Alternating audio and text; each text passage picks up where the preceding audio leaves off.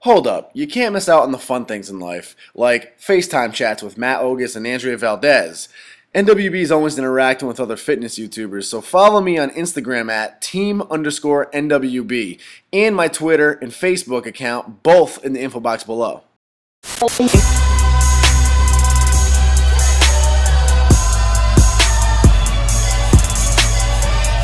Good old pre-workout meal. The way I make it is phenomenal. Allow you to digest better from your pre-workout meal. Now these two mixed together is the best tasting taste in the world. Oh, that's really good. Yeah. Right? Samuel L. Jackson. No, Stonewall, man. Alright, on the way to Wolfgang's. Just driving over there. Yeah. Got the crew. Can't see him because it's too dark, but that's Justin. I am the darkness. Spoken like an artist. If I see anything interesting on the way, I'll point it out to all you guys in the historic city of Richmond. I'm Nick Wright. You didn't introduce me. NWB. You might know him. So we're about to go hit the hardest gym in Richmond, Virginia. Potentially the hardest gym in Virginia. And potentially one of the hardest gyms on the East Coast. There's a lot of hard gyms on the East Coast. Shout out to the East Coast. But it's up there. It's an awesome environment. You guys are gonna love it. Shout out to Ed, the owner. He takes great care of NWB, allows us to come in there and film. But yeah, definitely come on down to Wolfgang's Gym. And if you are coming down to Wolfgang's Gym, hit me up on the comments or NWB, whatever, and let me know. Be like, hey, I'm coming down to Wolfgang's Gym. And I'll try to get over there with you at any point. Anybody. I like meeting up with people. It's in the ghetto though, so be careful. We live in the south side. South side. We live south side of the river. As you can see. Right now. It might look glamorous now, but wait till we get closer. It might look glamorous now, but that gas station's not as cheap as you think it is. Church's Chicken. I'll zoom in on for you guys. Right down there. Church's Chicken. The South Pride. Yeah. I like living on the south side, actually. Yeah, it's pretty nice. I like it better. Yeah, across the river. Less drama. Yeah. It's crowded at the other side of the river. So how much longer we got? Well, we turn on a Hall Street and it's just straight down the street, but for like 80,000 miles. It's probably actually in the middle of Asia. Yeah. We're crossing the Bering Strait right now. Yeah. It's just frozen enough. Yeah, exactly. So it's probably like a 20-minute drive, but I mean, it's worth it. Wolfgang's is.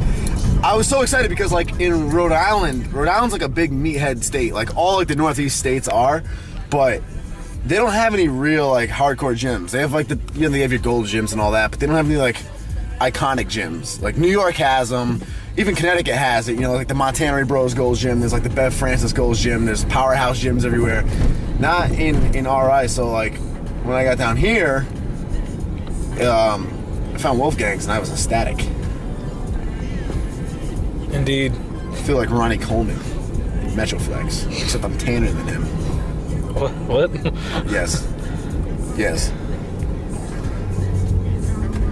Alright, I should probably introduce myself. Oh, you can see Justin now. There you go. Oh, hey, Justin. He's got a stash going. I'm Nick.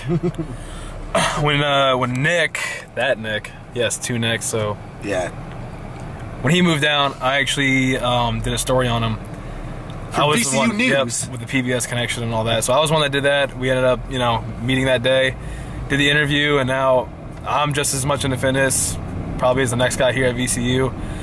So I might as well live with him. Might as well get a good partner going. So we'll be doing, awesome. yeah, we'll be doing back today. I think Justin says he's gonna do some cardio. Yep. Indeed. I just murdered my chest yesterday and I can't do anything. I took him to a chest workout. Mine's sore too.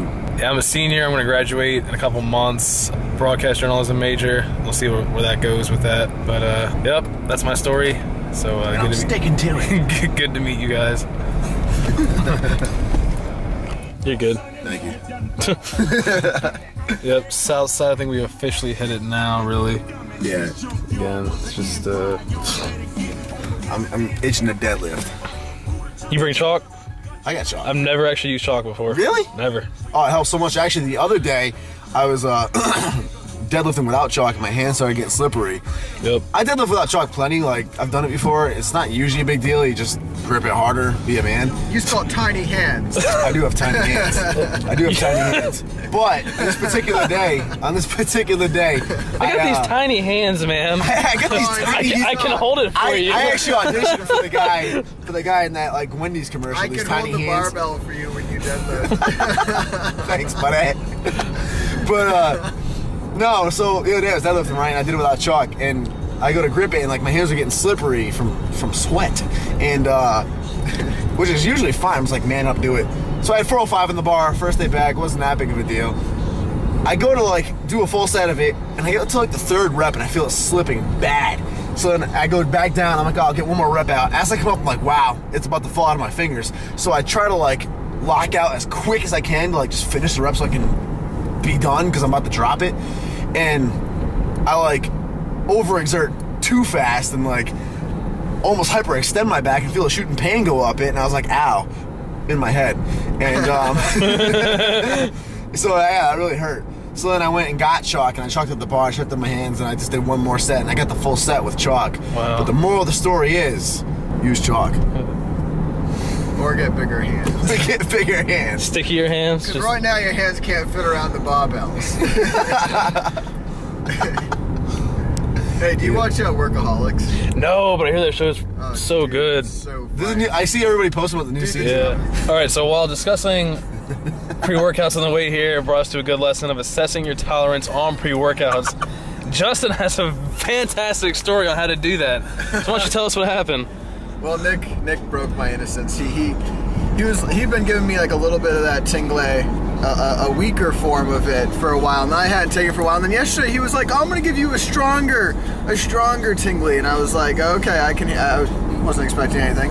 And then next thing I know, I'm on the way to the gym, and my face is just exploding, and my skin is like just so flush, and I'm just like freaking out. I felt so bad because like while we were driving to the gym, he was driving and I was on the phone with Scott Herman. So I'm sitting there like trying to talk to Scott, but then he's over here like literally freaking out. For those wondering, we talk about pre-workouts all the time because they are fun and we have had our experiences with them. But I actually don't take pre-workouts every day. I'll take them like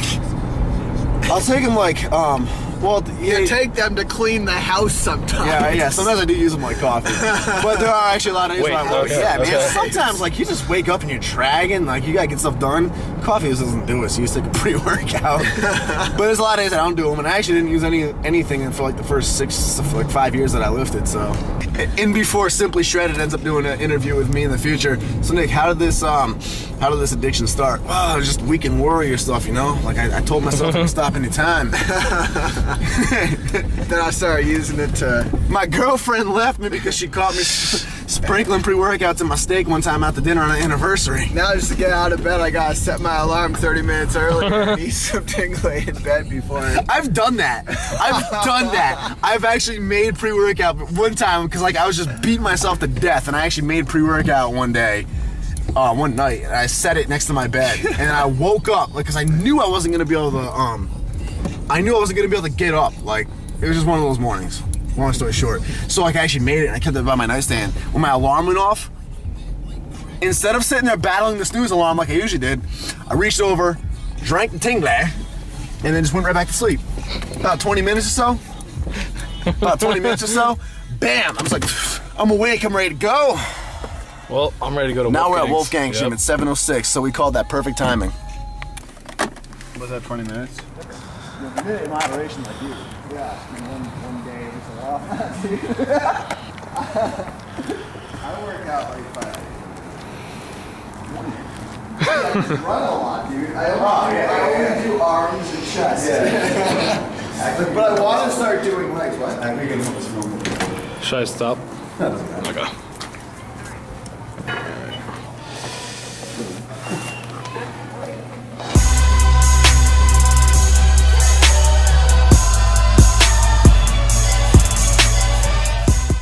Alright, final step to our pre-workout nutrition is the pre-workout itself. For those of you who don't know, pre-workout is simply just, it's almost like your morning cup of coffee before your workout. It's basically just going to be whatever pre-workout product you're taking. It's basically going to be a blend of some amount of caffeine, so obviously you get the energy.